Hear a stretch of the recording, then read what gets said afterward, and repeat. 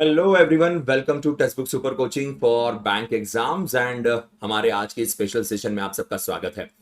This session is focusing on SBI PO interviews जो around the corner है। 31 मई को psychometric test होनी है, उसके बाद इंटरव्यूज का स्केड्यूल लगा हुआ है जिसमें जीडी जीई और इंटरव्यूज ये तीनों फैक्टर्स इंक्लूड किए जाते हैं।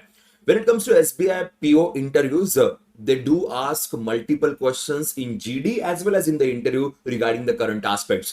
So इस छोटे से सेशन में कुछ इंपॉर्टेंट फैक्टर्स है जो important current affairs oriented news है जिसके ऊपर हमें थोड़ी सी बात करनी पड़ेगी। तो किस सेक्टर की न्यूज है और कौन सी न्यूज है जिनके ऊपर क्वेश्चंस पूछ सकते हैं, तो इस सेशन में हम उसके ऊपर बात करेंगे। जब हम इंटरव्यू के लिए प्रिपेयर करते हैं तो इंटरव्यू के लिए प्रिपेयर करते वक्त मेंस के हिसाब से या मेंस के एंगल वाली करंट अफेयर्स की न्यूज हमारे किसी काम की नहीं होती है। हमें एनालिटिकल टाइप के न्यूज के ऊपर थोड़ा ध्यान रखना पड़ता है। तो those who are going for the SBI PO interviews, my suggestion is that you people should read newspaper. You people should at least follow newspaper for few days, because exam is around the corner. ज्यादा दिन के लिए देखने की जरूरत नहीं, पर एक बार न्यूज़पेपर से गो थ्रू जरूर करना। कौन सा न्यूज़पेपर? जरूरी नहीं कि द हिंदू ही आपको पढ़ना चाहिए। अगर आप इंडियन एक्सप्रेस भी पढ़ते हो, अगर आप टाइम्स भी पढ़ते हो, या आप कोई लोकल न्यूज़पेपर जो अच्छा है, क्वालिटी, गुड क्वालिटी, तो भी आपके लिए बेटर होगा। क्योंकि थोड़ी न्यूज की एनालिसिस समझना जरूरी होता है। क्या फ्रंट पेज की न्यूज है, क्या प्रॉब्लम चल रहे, तो ये अंडरस्टैंड करने के लिए it will be really very important.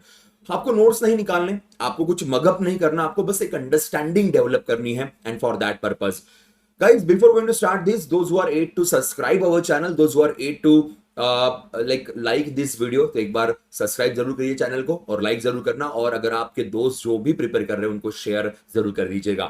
So I'll start with some topics now. When we are preparing for these SBI PO or any bank interviews, recent monetary policy, recent inflation trend जो है वो थोड़ा सा ध्यान में रखना बहुत जरूरी होता है। जैसे for example CPI recently come हो गया, 3.16 पे आ गया है।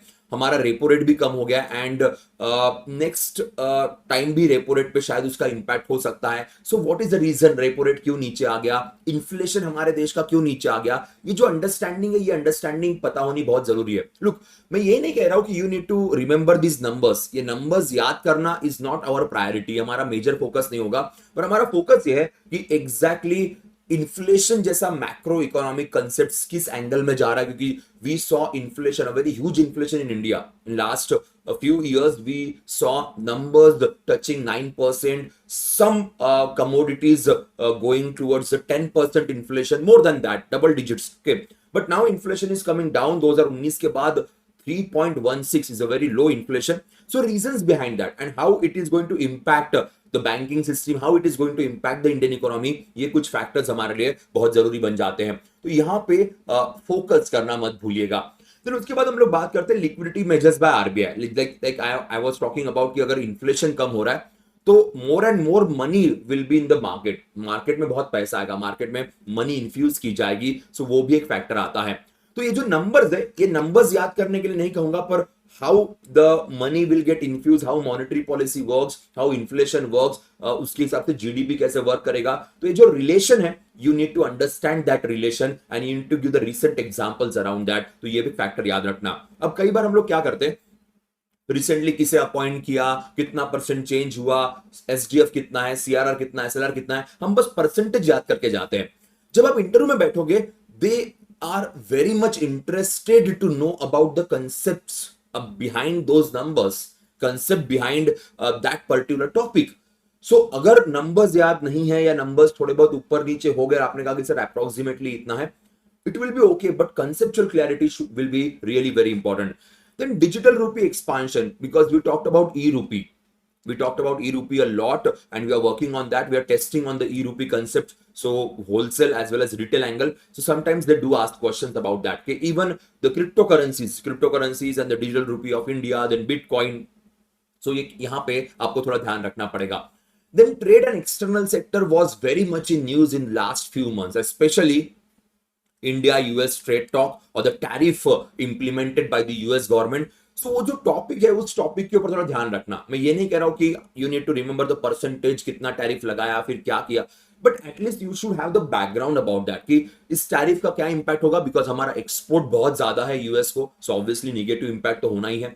देन चाइना के ऊपर ह्यूज टैरिफ लगाया गया, उसका क्या इंपैक्ट है। Then recently the Trump also talked about that Apple should not manufacture in India, but उसके बावजूद Foxconn is opening its manufacturing plants for the Apple phone manufacturing. So there are things, so you should be aware about those things. इसलिए मैं कह रहा था कि newspaper अगर आप पढ़ रहे हो थोड़ा वहां पे ध्यान रखिएगा, वो बहुत जरूरी है।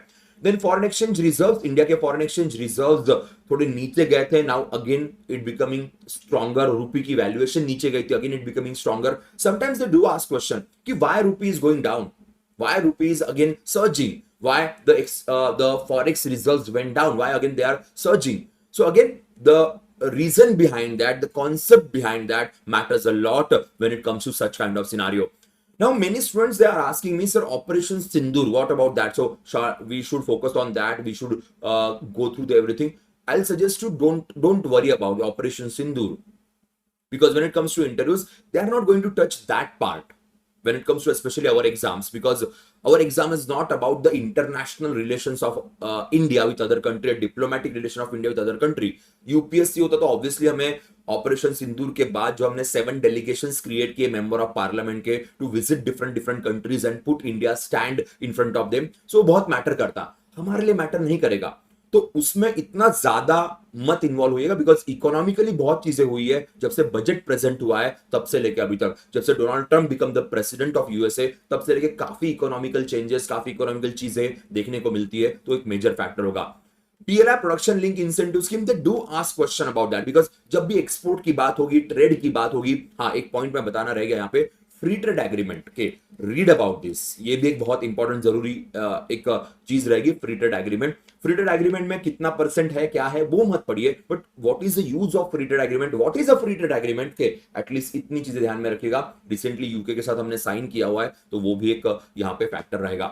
फिर हम बैंकिंग और फाइनेंशियल सेक्टर की तरफ आते हैं, तो privatisation of public sector bank से हमेशा डिबेट में रहता है, ऑलवेज इन डिबेट, ऑलवेज कोई ना कोई इस टॉपिक को बाहर निकालता है। रिसेंटली एक न्यूज़पेपर ने इसके बारे में बहुत बड़ा आर्टिकल कवर किया कि that there should be privatization, and then again it started discussing के।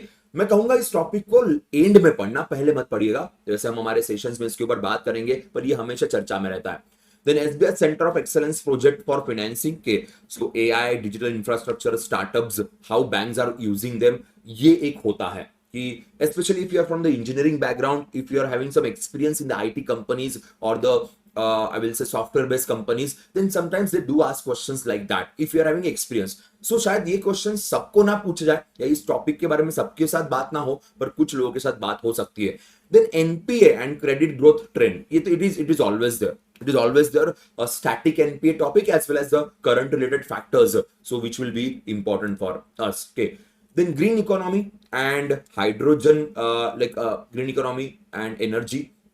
Yes, they do ask questions. Green hydrogen missions we have. Now sometimes they do ask question like green economy banking sector में कैसे use करेंगे, क्या क्या चीजें हम लोग कर सकते हैं, ये भी एक चीज यहाँ पे आती है।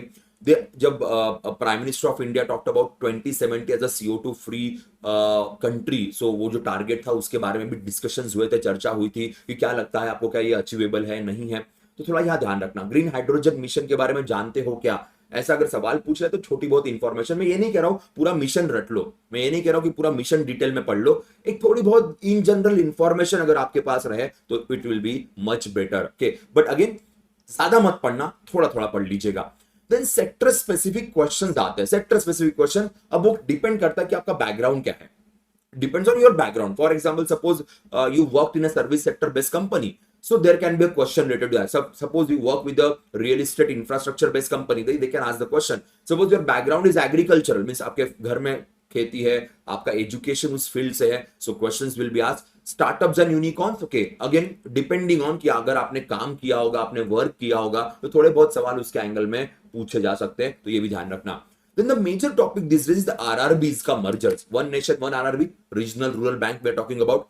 Now, recently, Finance Ministry mentioned that by 2027, by 2027, minimum 5 RRBs should be listed in the share market, in the stock exchange. ये भी एक स्टेटमेंट आया है कि मिनिमम 5 RRBs को स्टॉक मार्केट में हम लिस्ट करेंगे, तो इस टॉपिक की तरफ भी ध्यान रखना, ये भी टॉपिक आपके लिए इंपॉर्टेंट रहेगा। देन एग्रीकल्चर को अलग से डिस्कस करना इसलिए जरूरी है बिकॉज 2024 के एंड में near about 7 agriculture based policies launch. Budget में एग्रीकल्चर स्पेशली बैकवर्ड डिस्ट्रिक्ट्स को लेके हमने पॉलिसी का अनाउंसमेंट किया। Then there are new technology based inclusion, then smart agriculture एक कंसेप्ट हमारे पास है, क्लाइमेट रेजिलिएंट एग्रीकल्चर कंसेप्ट हमारे पास है। थोड़ा वहां पे ध्यान रखना, स्पेशली दोज जिनका बैकग्राउंड थोड़ा एग्रीकल्चर बेस है, मींस घर पे खेती होगी, पापा आपके फादर साहब अगर खेती करते होंगे, या आपका एजुकेशन उससे रिलेटेड होगा, तो थोड़ा सा उस चीज की तरफ ध्यान रखेगा, बहुत जरूरी होगा। एक और कंसेप्ट है इसी से related, women empowerment. Last year पूछा गया था, लास्ट ईयर इंटरव्यू में काफी डिस्कशंस हुए थे काफी स्टूडेंट्स के साथ, women empowerment specially with the agriculture sector, तो वो भी एक ध्यान रखना। ड्रोन दीदी 2024 में कंसेप्ट जो काफी चर्चा में चल रहा था, इलेक्शन के पहले आया था, तो वो भी रहेगा। Then India's labour market and gig economy, ये एक फेवरेट सब्जेक्ट आजकल बनते जा रहा है इंटरव्यूज में डिस्कशन करते हुए, क्योंकि गिग वर्कर्स का इंडिया में नंबर बहुत ज्यादा है and that is the another factor. तो इनके लिए सोशल सिक्योरिटी के लिए हमारे पास क्या क्या चीजें हैं, यहां पे आप थोड़ा ध्यान रखिएगा। Then MSME, micro small medium enterprises, budget में रिसेंटली इसका क्लासिफिकेशन चेंज कर दिया, इसके इन्वेस्टमेंट टर्नओवर्स की जो रेंज थी माइक्रो स्मॉल और मीडियम की वो चेंज कर दी, ध्यान देना उसके तरफ। मैं नॉर्मली कहता हूं कि नंबर्स याद करने की जरूरत नहीं पड़ेगी, पर एमएसएमई को लेकर थोड़ा सा ध्यान रखिएगा, might be they will ask the question, क्योंकि MSME is right now a backbone of Indian specially manufacturing sector, specially manufacturing sector, service sector में भी है, पर मैन्युफैक्चरिंग में काफी बड़ा रोल प्ले करता है। तो अगर इंडिया को आगे बढ़ना है तो इस फैक्टर में ध्यान रखना पड़ेगा। तो ये 21 मेजर कुछ टॉपिक्स है जिसकी तरफ आप ध्यान रखिएगा, आपके एग्जाम के लिए इंपॉर्टेंट बन सकते हैं। और हम हमारे सेशंस में, हमारा इंटरव्यू गाइडेंस प्रोग्राम है, इस इंटरव्यू गाइडेंस प्रोग्राम में we are definitely going to talk about that. फिलहाल ऑफर चल रही है, इस ऑफर में इंटरव्यू गाइडेंस प्रोग्राम आपको केवल 5 to 4 के अंदर मिल जाएगा। इस इंटरव्यू गाइडेंस प्रोग्राम के अंदर we are also helping with group discussions, group exercises, psychometric, ये सारी चीजें होगी, प्लस हम लेक्चर्स भी कंडक्ट कर रहे हैं और आपके मॉक्स भी कंडक्ट किए जाएंगे and one on one mentorship भी रहेगी। अबे 524 का ऑफर कैसे मिलेगा? You need to use a coupon code, coupon code मैं यहां लिख देता हूं, PUSHPAK, ये कूपन कोड है, इससे आपको डिस्काउंट मिल जाएगा। तो इस कूपन कोड को यूज करना मत भूलिएगा and enroll fast because sessions already start हो चुके हैं। If some of you are focusing on, means आपके कोई दोस्त है या कोई और है जो बाकी एग्जाम्स के लिए फोकस कर रहा है, बैंकिंग इंश्योरेंस एग्जाम्स के लिए, तो हमारे सुपर पैक होते हैं, सुपर पैक 1049 में आपको मिल जाएगा और ये ऑफर केवल 24th तक अवेलेबल है। तो यहाँ पे भी एनरोल करने के लिए आप एक कूपन कोड यूज कर सकते हो जो आपको बहुत अच्छा डिस्काउंट प्रोवाइड करेंगे। Okay, so yes guys, that's all from my side from this particular session. मिलते हैं हमारे रेगुलर इंटरव्यू गाइडेंस प्रोग्राम में, तब तक के लिए बाय बाय, टेक केयर।